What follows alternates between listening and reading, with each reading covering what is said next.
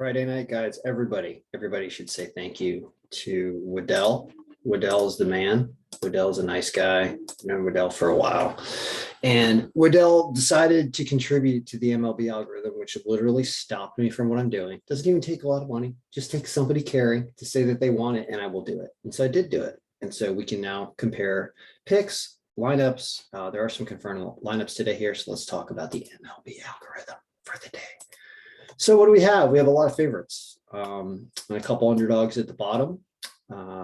Let's take a look at what the professor has real quick to see what we're comparing against, because the professor is the standard in my opinion. The professor sides, he comes up with picks that are mathematically good lines, good teams, good situations, and he's shown, at least from what I can tell, consistent profitability on different levels and picking the right lines. So let's go over what he says today for his A picks, and then we'll glance at other things. He's got the Orioles as a favorite, the Guardians as an even money underdog, and the Mariners at plus 108. Let's take a look at the Google Sheet version of this. And we have our order of things by what's called MXP factor, which has to do with margin and power of the team. I like using that. It's a pretty good gauge about how high up a team should be. Why don't we have a pick rank of number one today? That's weird. That's weird. Why no number one pick rank? That's weird. Oh, it's all the way. Oh, it's because we don't have the pivot table working properly. All right, the pivot table range here needs to go to row AF32. Now we will have a number one pick. And there it is. Okay, so this is the full list. And on this full list, we can see that Baltimore is on here as the 8th pick. Cleveland is not on here. So whoever Cleveland is playing, which happens to be Kansas City. Wow. It thinks that Kansas City can barely win a high scoring game here. I know that Cleveland has one new player who doesn't have any stats. Nolan or something like that. One new player on Cleveland today, but anyway, does not agree with the Cleveland line, although it's understandable at even money, taking anybody against Kansas City is probably not a bad idea, but it does not, algorithm does not think that Cleveland wins that game. Actually thinks Kansas City down here is the 14th pick of the day. The other pick was, who was it, Professor? It was Seattle, and wow, we do not pick Seattle either.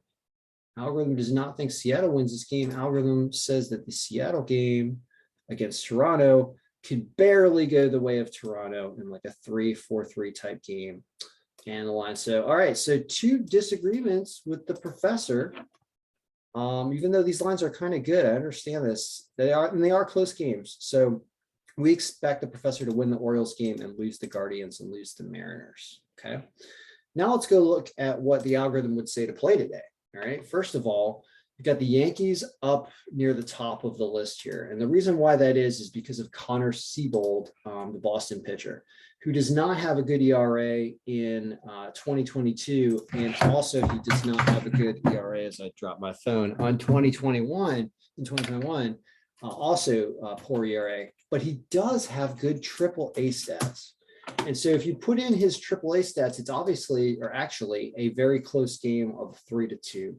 So seeing that scared me off of taking the Yankees minus 1.5, but the Yankees to win is confirmed in both of those. So the Yankees are the number one pick of the day, according to the algorithm. Dodgers a close second, then Houston, then Tampa Bay, then Milwaukee, then the Mets, then San Diego. Then you get down to a minus 250 of Atlanta with Charlie Morton way down here. Algorithm says that basically that you're supposed to take Washington here, or that you're supposed to take Washington plus 1.5 because they're on the road, because this game is so far down the line is terrible. What does the professor say about that game? I'd like to know. He does have the Nationals at plus 241. So this is one of those where I think we're finding some matrimony here between the algorithm and what the professor is doing. And it is along those lines about when you see a very red or poor line and it is dropping below this 10% margin threshold, then that means this game is a lot closer than, or at least the algorithm thinks the game is a lot closer than it should be. than the odds makers have. So it would be a Washington call there. It says Washington wins this game somewhere in the neighborhood of 1 out of every 3 times, which would pay there.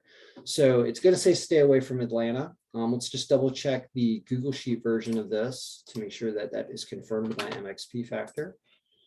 And it is. It actually moves them down to the 9th pick instead of the 8th pick here. All right, let's hide this, make it a little easier to read. So yeah, so it's moving Atlanta down even further. So we stay away from Atlanta, but these other ones up here, even on the money line, what about Milwaukee? Here's a Milwaukee at -2.8 all the way down at the 6th pick. Who's Milwaukee playing? Hey, Odell. Who's Milwaukee playing? Let's check. Milwaukee is probably playing the Cubs, right? No, the Cubs are playing LA. Who's Milwaukee playing? Pittsburgh. 6-4 type game. Brubaker, not great. Aaron Ashby, not great either.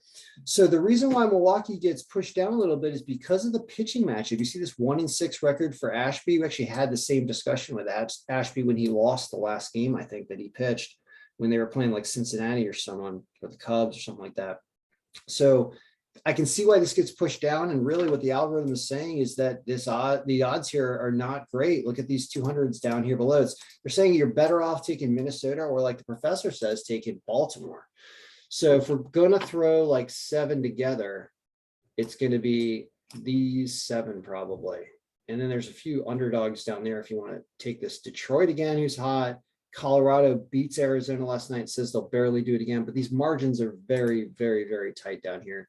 So power. So yeah, it's looking like Minnesota, Baltimore, Mets, Tampa Bay, Houston, the Yankees, and the Dodgers. Those are I think are going to be the big 7 that I will take today. Just winners. Like I'm in the middle of a ton of work. I just broke to do this because thank you, Waddell, and for those who want to get picks. And also I like comparing to what the professor does because he's also putting a lot of effort into this, and I like his logic behind what's going on here.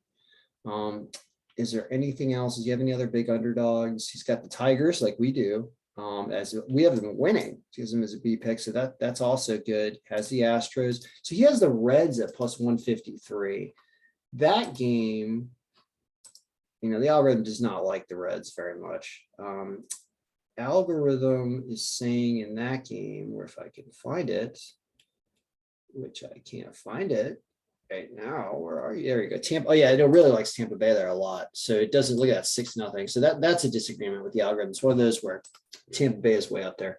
So I'll set up a little round robin with my 7 here. These lines are not great, but like a $25 round robin where you do 4s, 5s, 6s, and 7s on something like this probably pays about, overall, I'll mix it up. It's probably going to pay something like $400 or $500 if you can hit all 7, and probably get like $150 or something if you go 6-1. But there's a lot of confirmation that these teams are supposed to win when it comes to the algorithm. And, we have had some good days. We had a good day yesterday. Yesterday, if you'd done something like that and looked at yesterday, you would have caught, if you stayed away from Atlanta, which a lot of people didn't, but you could have stayed away from the White Sox. As well as Detroit was playing in this awful line, you could have had like these 7 essentially, and you would have gone 6-1. I broke even yesterday on kind of what I had because I ended up taking things like the Dodgers over 5 runs instead of the Dodgers covering -1.5 in this game. And it's one of those where I kind of like to make wagers in the same string of idea. For example, like sometimes the algorithm will have a very good day in terms of winners and losers, but it won't have a good day in terms of runs, or the opposite can happen. And it's just terrible with the winners and losers, and that it's really good with the runs. So yesterday was a poor day for run projection because as you can see, a lot of the run projections, we had really high run projections that didn't get there. Like Houston was supposed to put up 9, they only put up 5. Dodgers supposed to put up 8, they only put up 5. Atlanta was supposed to put up 6, they put up 2. So there was a lot of lower scoring games than it thought was going to happen yesterday, even by regular projected score. The Mets were the only ones that really outscored there. And Seattle actually, and the Yankees. So it's just something to think about when when you're looking at how to structure wagers. And if I'm going for just winners tonight, then that means you should probably bet over unders with my luck. But these are the ones that I'm definitely going to be going with, and then we'll just let this go and enjoy a night of baseball. All right. Good luck, everyone. May all your picks be winning. And when it comes to comparing with the professor, we've beat the professor, I believe, the last 2 days, and then we lost the first day. So we're 2-1. Let's call it like a 7-game series with the professor. So this is a game 4. And if the Guardians and Mariners win, then you can pretty much call it a win for the professor today, because the algorithm disagrees with those on the lines. And the other one, that Tampa Bay game is kind of big, because the algorithm says Tampa Bay over Cincinnati is a pretty strong pick. And he's got the Reds here. I like his bet on Detroit, and it likes the Twins. He likes the Red Sox with Seabold. So that's another tough one. I'd like to know. I'm sure I could have listened to the entire video he's done today, and maybe you should do that as well to figure out his logic here, because the Connor Seabold situation and his pitching are just really up in the air. And I like to know what he's doing with analyzing this pitcher. And if we're using AAA, I mean, I guess that's probably what's going on here. He's using AAA and he's seen a really close game. It's like a 1-run game. All right. So good luck, everybody. May all your picks be winning.